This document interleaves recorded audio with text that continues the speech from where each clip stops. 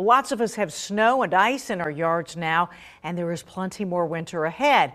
So ABC27 meteorologists Eric Finkenbinder and Dan Tomaso have put together their annual winter outlook.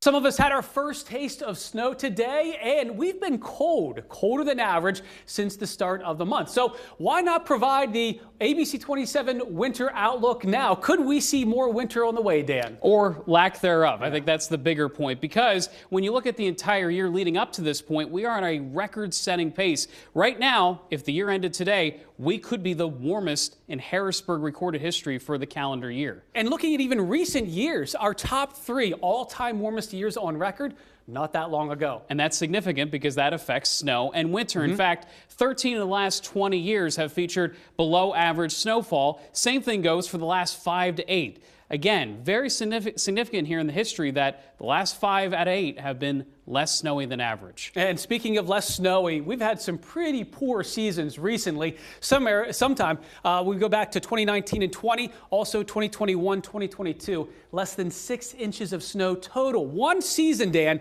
we actually exceeded just over the last 5 years, and that was when we had just over 36 inches of snow. So again, this history not working in snow's favor. So why is that? Well, a lot of that has to do with the broad weather patterns. Some of that is dictated by the oceans. Very warm ocean waters dictate these patterns, but in particular this year, there's actually one cool pocket over the eastern Pacific Ocean near the equator. That's called a weak La Nina pattern. We know during those years, the mid-Atlantic, the Northeast tend to be mild. And so we may be using some of La Nina in our winter outlook. Yes. We're primarily basing it off of the trends that we've had just over the last 5, 10, even 20 years. So it may seem like a layup to say this, but I think it's significant. Warmer than average for the entire winter. Again, that doesn't mean it can't get cold, but the cold is generally short-lived. What does that mean for snow? Not many big snow events for this region. More of those wintry mixes, Eric. Yeah, another mild winter that we're looking at as we move into the new year. So when we get that snow, we better enjoy it while it sticks around.